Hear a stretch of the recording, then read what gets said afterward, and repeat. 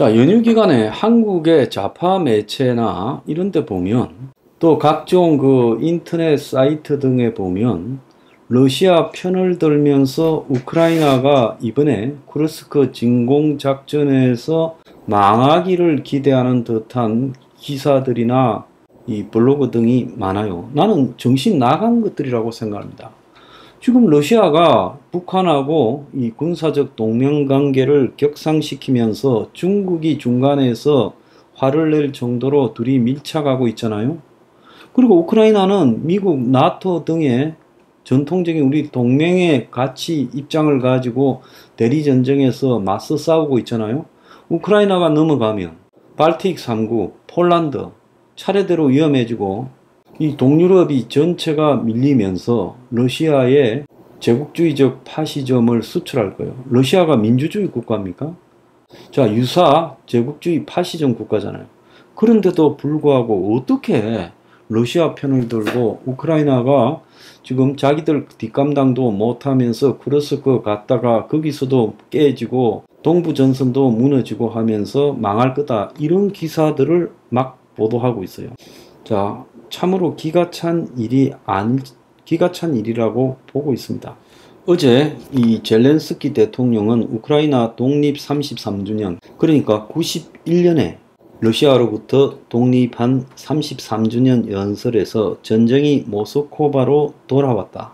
저것들이 우리한테 공격을 했는데 이제 너희 땅도 침략을 당하면서 보복이 뭔지 알게 될 거라고 했어요. 자, 지금 그 쿠르스크 지역 기습 공세 2주도 지나지 않아 230명의 포로를 쌍방이 교환한다. 즉 우크라이나 115, 러시아 115를 교환한 걸로 지금 이렇게 발표됐는데, 이번에 교환된 러시아 군인들이 쿠르스크 지역에서 포로로 잡힌 사람들이라는 거예요. 자, 우크라이나가 점령지 주변으로 해서 러시아 곳곳에 드론을 갖다가 보내고 있습니다. 그래서 우크라이나 국경 근처 보르네시 지역에 5,000톤 탄약고가 드론에 맞아서 지금 폭발됐는데, 이 로켓 드론을 가지고 러시아 탄약고를 때리는 새로운 보복을 지금 하고 있다는 거예요. 그래서 제트 엔진에 강력한 탄두까지 장착해서 그것을 드론화 해가지고 서남부 탄약고를 때렸어요. 그래서 보통 드론에서 나는 프로펠러가 아닌 제트 엔진 소리가 났다라고 합니다.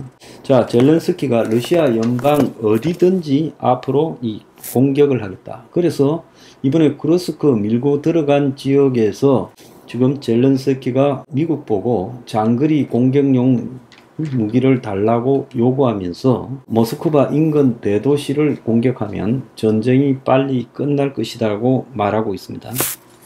자, 러시아 국민들은 적어도 일부 하청에서 계약병, 의무병, 징집병 등으로 끌려가지 나머지 러시아의 중산층 이상은 자기들 전쟁이 아니라 남의 일처럼 특수 군사작전이라고 여겨졌는데, 이제 우크라이나 군이 3주째 이 쿠르스크 지역 일각을 점령하고 있고 점령지가 점점 늘어나고 있고, 푸틴이 돈바스 지역 도네츠크에 있는 이 계약병, 용병들을 쿠르스크에 옮겨서 대체하지 않고 독전병, 그러니까 체첸의 아흐멧 군단이라고 부르는 독전병이 가서 이 도망가는 징집병들을 도망가지 못하도록 사살하고 있다라는 이야기까지 나오고 있어요. 그런데 러시아가 나머지 지역에 이런 징집병들 1년짜리들을 배치해 놓고 있고, 그 다음에 어설픈 수비군들을 배치해 놓고 있는데 그들 지금 엄청나게 포로로 잡히고 있어요. 진짜 이 골 때리는 것은 이 샘강이나 이 세임강이라고 부르는 강이 있고, 쿠르스크에 이 지금 이번에 우크라이나가 진격한 점령한 땅 왼쪽으로 쿠르스크 강이 흐르고, 한쪽에서는 우크라이나가 니은자로 우크라이나 국경이고 또 한쪽은 우크라이나 군이 잘랐어요. 그래서 사각형 강 이남 지역에 3,000명의 한 개 여단 규모의 지금 러시아 군이 갇혀 있다고 합니다. 우크라이나가 강에 있는 다리 3개를 파괴하고 또 이 강에 이제 후퇴를 하기 위해서 부교를 설치하는데 그 부교 설치하는 공병대까지 때려버렸어요. 사각형의 가마솥이라고 부르는 포위 지역 안에 3,000명의 러시아군이 징집병이 있다는 겁니다. 자, 러시아 징집병은요, 우크라이나군이 지금 공격을 기습을 하자 대부분 도주를 택했는데, 러시아가 체첸군을 걸로 보낸 게 전쟁을 위해서 보낸 게 아니라 탈영병들을 갖다가 사살하기 위해서 보냈다는 거예요. 독전병이죠. 그러니까 징집병 상당수가 개별 탈영 대신에 소대, 중대 단위로 집단 투항을 갖다가 하면서 우크라이나 지역까지, 우크라이나 군이 지배하는 지역, 즉 러시아 군이 참호를 파고 막고 있는 지역이 아니라 반대로 우크라이나 군 지역에 가서 우크라이나 군을 만나면 백기를 들고 무기를 내려놓고 투항을 하고 있다는 거예요.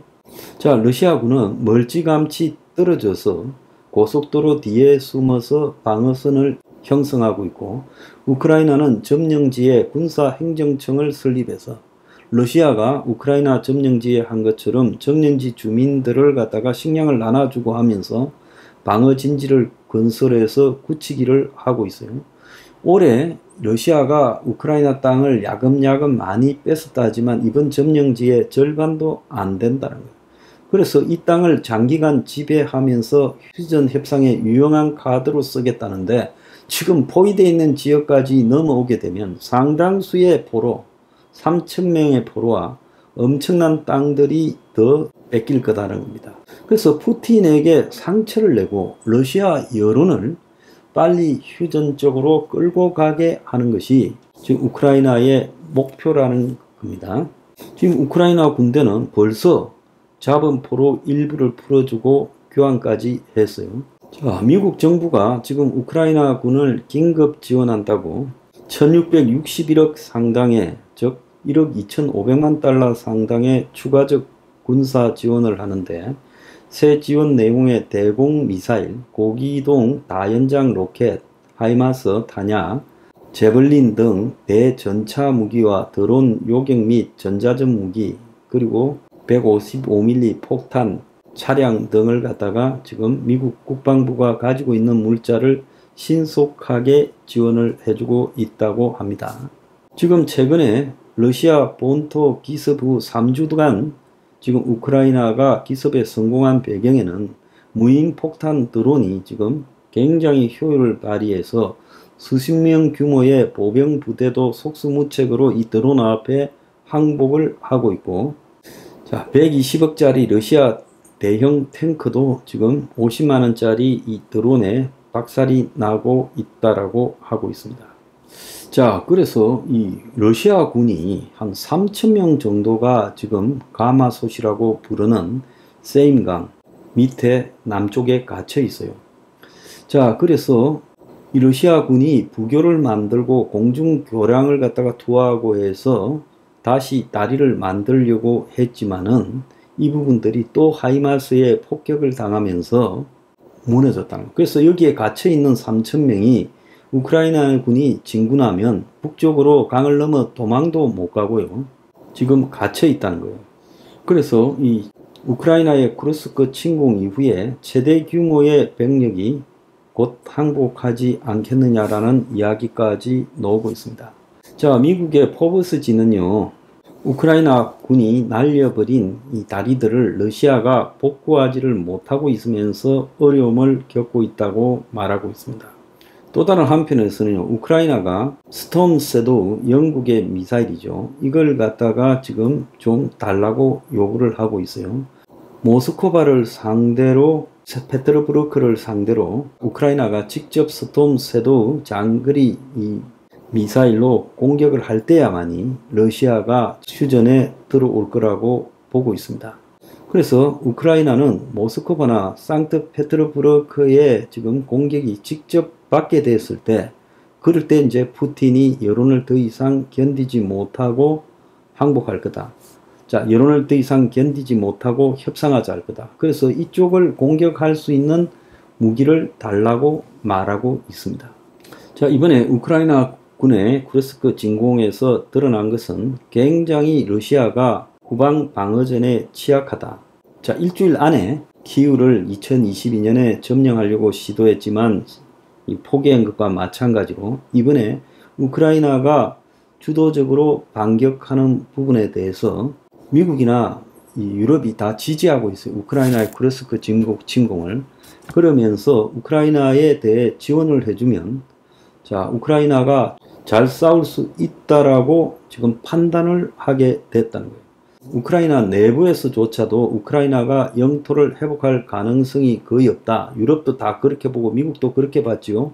그런데 쿠르스크 진공이 동맹국이 우크라이나를 지원해 줄 필요가 있다라는 것을 보여줬고, 자, 그래서 우크라이나가 가을에까지 러시아와 휴전을 끌어내는 부분에 진전을 보여줬다는 겁니다. 자, 우크라이나가 2023년 작년의 가을 반격 실패 이후에 학습력과 적응력을 보여줘서 이번에 처음으로 성공을 하면서 어디에 무기를 집중시켜서 싸워야 되겠는가를 보여줬다는 거예요. 자, 미국이 이때까지 러시아 영토를 공격하는 무기를 갖다가 사용하지 못하도록 했고 유럽도 마찬가지였어요. 그래서 우크라이나는 이 손발이 묶인 채로 싸우고 있었는데 이번에 이런 미국, 유럽의 무기를 가지고 러시아 영토를 표적으로 싸우게 되면서 우크라이나의 군이 지금 3만 명쯤 됐다는 거예요. 이번에 침략한 군이 충분히 많은 군대를 부대별로 다 빼서 사출했어요. 어디로 가는지 가르쳐 주지 않고요. 그리고 전차, 장갑차 등을 자 미국, 유럽이 제공한 것, 그리고 하이마스 등을 가지고 침공을 했습니다. 그래서 러시아의 허세가 완전히 무너졌고, 자 러시아의 레드라인, 우리 영토를 공격하지는 못한다라고 말하던 것도 무너졌고, 푸틴이 말한 레드라인이 서방이 스스로 만들었던 이 환상, 허울에 불과하다는 것도 알려졌어요. 그래서 푸틴의 고통이 가중되고 우크라이나가 푸틴의 레드라인을 넘어서서 공격했고, 그렇다고 푸틴이 지금 전술핵을 쓰거나 하지도 못하잖아요. 그래서 러시아 군대가 이 돈바스 전선에만 대규모 이 방어용으로 또 일부 공격용으로 집중되어 있지, 우크라이나가 막상 러시아를 공격하고 또 앞으로 미사일을 모스크바나 상트페테르부르크에 날리게 되면 이제 이때는 러시아도 견디지 못할 것이다라고 이야기가 나오고, 이번에 우크라이나가 정보전, 전자전부터 기만전, 그리고 무기 전술까지 작년 반격 실패 이후에 이 뛰어난 방향 전환을 했다는 거예요. 그래서 전쟁의 판도를 뒤집었고요. 쿠르스크 주민들이 침공 이후 푸틴에게 도움을 요청하고 있지만은 푸틴은 지금 사실상 아무것도 못하고 있다는 겁니다. 그래서 우크라이나의 러시아 영토로 이 진입이 푸틴의 위기 관리 능력이 형편없다라는 것을 러시아 국민들에게 보여줬고요. 자, 그것이 지금 이번에 푸틴이 가장 큰 코를 다친 문제입니다. 실제로 푸틴이요, 부대를 빼가지고 이제 우크라이나 쪽을 갖다가 우크라이나 침공 지역을 지키려고 하면 또 동부 전선이 무너질까봐 그렇게도 못하는 진퇴양난에 빠져 있는데, 실제로 푸틴이 양쪽에서 동시에 두 개의 전장을 관리할 능력도 지금 되지 않는다는 걸 입증하고 있는 거예요. 자, 푸틴의 위기가 왔습니다.